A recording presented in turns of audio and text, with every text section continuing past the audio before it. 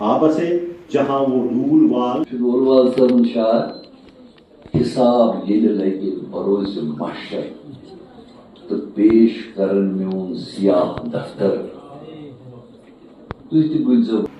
کبھی پڑ گیا کسی پھیر میں یہی جان باز کا کام. وہ ہر وقت کسی نہ کسی گنگناہٹ میں مہو رہتے تھے. ہم نے دیکھا ہے جیسے ہر لمحہ ان پر شعری واردات کا ایک نیا رنگ لے کر تو یاد نشست مزن ترے پیپر بوزن ناو یت مز خانواد زبیر جہان باز صاحب پن فیملی حیثیت مسئلہ بزرگ ادیب پیغمبر نبی غلام ناو یون تمو وارثس تو تمن متعلق سار کے ڈپٹی ڈائریکٹر جنرل کے فنی سفر کی ابتدا میں وہ امکا کرتے تھے. امکا ملک سے مجھے اس کا سورس جو ہے کی بلند پایا شاعر اور یہاں پہ ایک چیز آپ گوش گزار سریلے گائک بھی تھے. بسا سب کے اصول کشتواڑ کے ہم خاندان میں منعقد ہونے والی محافل ان کی تربیت غلام نبی ڈولوال کو گانے کو یہ اس کا سورس اور اس کے ساتھیوں کا ایک شخص صلاحیت نے محفل لوٹ لی. فنکار پیدا ہو چکا ہے. خوبصورت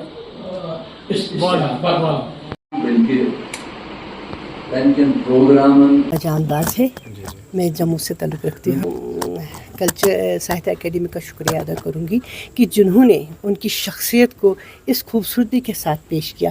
کیونکہ جہاں کشتواڑی صاحب جو تھے پیدا تو کشتواڑ میں ہوئے تھے لیکن کشمیر سے انہیں بہت پیار تھا کیونکہ کشمیر کے لوگوں نے ان کی بہت قدردانی کی, بہت سراہا انہیں. تو پہلے اس پروگرام کو کشتواڑ کرنا تھا لیکن کیونکہ جہاں صاحب کی روح کشمیر میں بستی ہے تو اس لیے آج یہ یہاں پر پروگرام منعقد ہوا. تو ہم بہت خوش ہیں اور ساہتیہ اکیڈمی کے ہم شکر گزار ہیں کہ انہوں نے اس پروگرام کی ابتدا کی. ہر جو یہ ہمارا قومی سرمایہ ہے, جو قوم ہمارے علم و ادب کو فروغ دینے کے لیے کام کرے, ہمارے فن کو فروغ دینے کے لیے کام کرے, ان کو تو موجودہ نسل جاننی چاہیے. وہ ان کا کلام, ان کا فن لوگوں تک پہنچنا چاہیے, تبھی تو وہ اس سے استفادہ کر سکتے ہیں. اپنے کلچر کو, اپنی روایات کو جاننا, کیونکہ اس وقت جو چھاپ ہمارے بچوں پہ پڑ رہی ہے ویسٹرن کلچر کی وجہ, تو یہ تو اپنے کلچر سے دور, جبکہ ہماری پہچان ہمارا کلچر, ہمارا تہذیب, ہمارا اٹھنا بیٹھنا ہے. تو یہ تو ضروری ہے ہماری نوجوان نسل کے لیے کہ وہ اپنے جو ہمارا سرمایہ ہے, ہمارے ادیب, قلمکار, اچھے لوگ جنہوں نے اچھا کام کیا ہے, ہاں ان کی واقفیت کہ کشمیر کے لوگوں نے ان کی کتنی قدر کی ہے. ان کے لیے میں نے ابھی بتایا کہ انہوں نے کشمیر, تب یہ جب یہاں فنکشن ہوا تو میں نے کہا واقعی کیونکہ وہ کشمیر کے لوگوں نے انہیں بہت پیار دیا. اور وادی کشمیر کے جانان چون شکریہ, بال تل کے لال بدک چھان چون شکریہ, نقطہ اکھ معنی آوی وقت یل چھکرو میں, خاص و آمن معرفت کو یم یل پلنو میں, شکریہ یم نظم ہند عنوان چون شکریہ, وادی کشمیر کے جانان چون شکریہ. یل تہ کن بوزن نعرہ تکبیر چھک, یا علی گاہے ونن دستگیر چھک, قد خانو مز نبر نیرن ژٹھس زنجیر چھک, کل چھلت کن وز ونن پانے پنن تقدیر چھک. شکریہ شکریہ رسول پاک سند پروان چون شکریہ, وادی کشمیر کے جانان چون شکریہ. ویلی خطۂ پیر پنچال جموں کشمیر کے جو یہ دو حصے ہیں, ہم نہایت شکر گزار ہیں ہم شاد رمضان صاحب کے, ساہتیہ اکیڈمی کے, کہ جنہوں نے پہلی بار یہ چیز سمجھی کہ ڈولوال صاحب کا پروگرام ان کے آبائی علاقے میں نہیں ہونا چاہیے, وہ کشمیر کے اس میں دارالخلافہ پہ ہونا چاہیے, کیونکہ یہ بہت عظیم شخصیت ہے جن کے لیے بڑے بڑے ادبا نے یہ کہا کہ یہ عظیم فنکار ہیں, عظیم شاعر ہیں.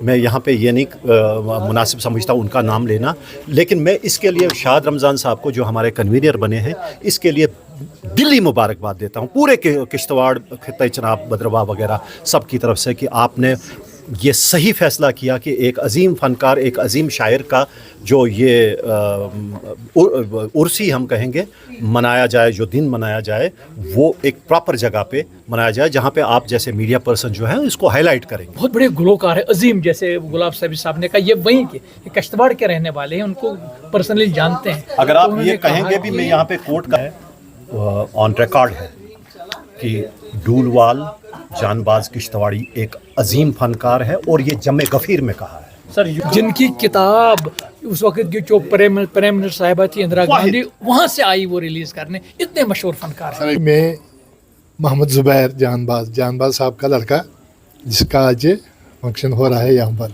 प्रोग्राम तो मुनक्किद था जानबाज साहब पर ही, एक सिम्पोजियम था जो कि साहित्य अकेडमी ने ऑर्गेनाइज़ किया था, तो वही इसको ये कर रहे हैं।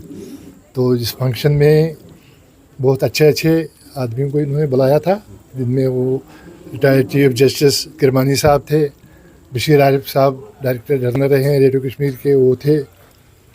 उसके अलावा वो नसीम शिफाई साहिबा है, अच्छा जी मंशूर बानहाली साहब हैं, या शाहद रमज़ान जो खुद कन्वीनर है इसके, वो यहाँ पर मौजूद है, जिसकी सरपरस्ती में ये सारा प्रोग्राम हो रहा है। तो एक बहुत ही सीधा साधा इंसान थे, फ़कीराना तबीयत के मालिक थे, बचपन से ही गाने का शौक़ था।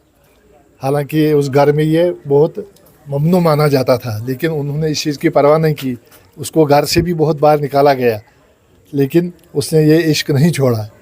तो आखिरकार आहिस्ता आहिस्ता जब वो गाते गए, उनका कलाम मशहूर, आवाज़ भी, फिर वो शायर भी बने, तो खुद ही एक मौसीकी की नई तरह उन्होंने ऐजाद की है, जिसका नाम चलंत है, जो आजकल मतलब तब से आज तक कश्मीर में हर जगह चिनाब वैली में सुना जाता है।